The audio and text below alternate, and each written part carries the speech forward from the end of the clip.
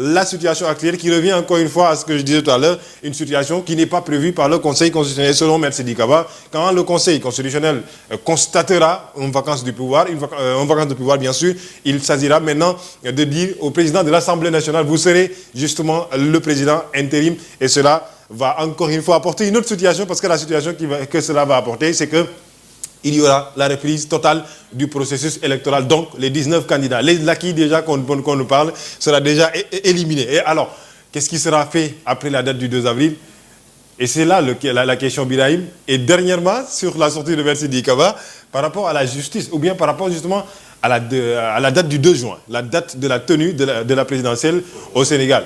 Proposé, bien sûr. Quand on parle de proposition, Birahim, on dit que le 27 mars, ou le 27 mai, le premier vol qui doit quitter le Sénégal vers Djidda, au fait, je veux dire, Émirats Arabes Unis, pour parler de justement de la Mecque. Et il y aura 12 000 personnes. Donc, est-ce que cela, encore une fois, ne va pas apporter d'autres situations?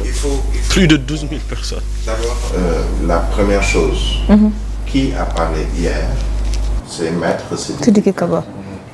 Alors, je rappelle qu'il est avocat, qui était, je ne sais pas s'il est toujours défenseur de l'homme, mais qui est le ministre de l'Intérieur actuel, c'est-à-dire à la tête du ministère qui organise les élections au Sénégal.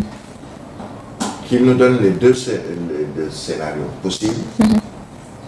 Il sait de quoi il parle. Et c'est une manière d'alerter et de dire, d'avertir plutôt, pour dire, écoutez, que personne ne nous dise que vous ne le savez pas, vous ne le saviez pas.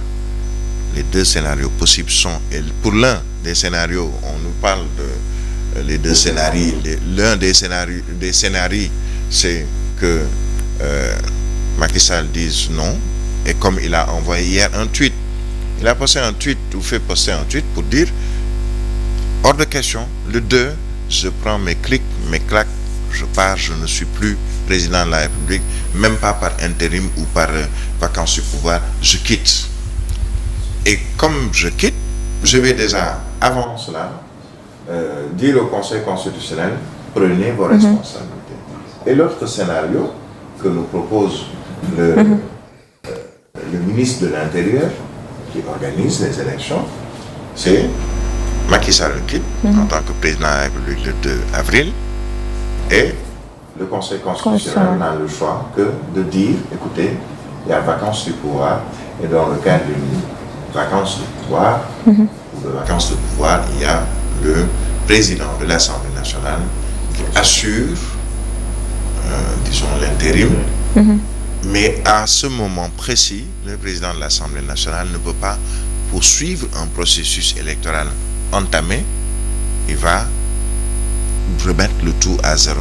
Et on nous dit, mais c'est une situation inédite. Oui, c'est une situation inédite parce que pour la première fois, le président sortant n'est pas candidat au Sénégal.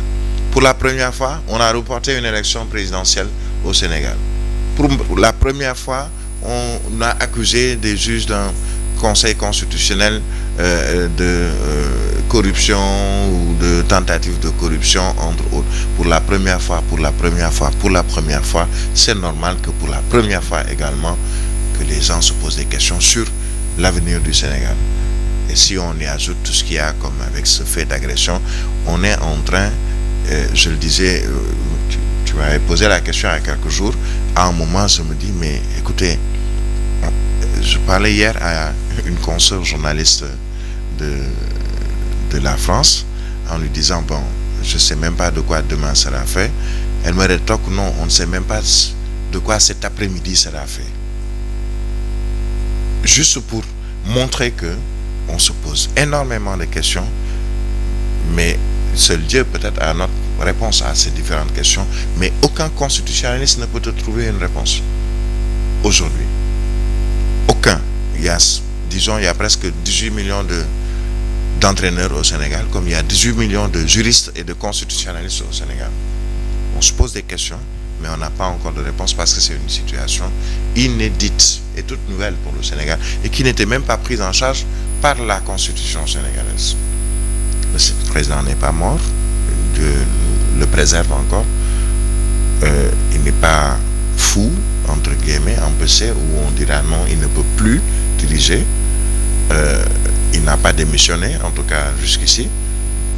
Il peut démissionner avant le 2. Et là, on sera toujours dans la même situation inédite. Puisque absolument rien n'empêche qu'il ne démissionne. Il peut démissionner avant le 2. En disant, écoutez, Conseil constitutionnel, je vous ai envoyé une proposition pour demander votre avis, mais ce que vous me répondez ne me satisfait pas. Et pour éviter qu'il y ait encore un peu plus de quiproquos dans mes faits et gestes en disant qu'ils pensent, ou en pensant que les gens voudraient que je reste encore et que moi-même j'ai envie de rester encore, mais écoutez, je vais démissionner, tout simplement, avant le 2. Et là, c'est sûr, personne ne dira que j'ai envie de rester encore, que je clignote à droite pour tourner à gauche. Il peut démissionner, attention. Le président Macky Sall peut démissionner avant le 2. Et là, on sera encore dans une situation, mais je dirais hyper compliquée, où on en perdra son latin, son français, son wolof.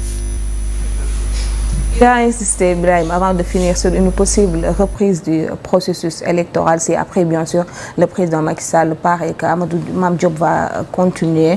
Et aujourd'hui, il a même également dit que le constitutionnel a le dernier mot, bien sûr. Oui, c'est parce que, attention, le Conseil constitutionnel a dit, dans sa dernière décision, vous, État du Sénégal, administration, proposez une date pour aller vers l'élection. Et le président a rappelé à Diamniadio il y a quelques jours, le lundi je pense, que personne au Sénégal, et même ailleurs, ne peut signer un décret convoquant le corps électoral. Il est la seule personne à pouvoir le faire. C'est une manière de dire, attention, Conseil constitutionnel, Assemblée, man may jité, man may joxe date.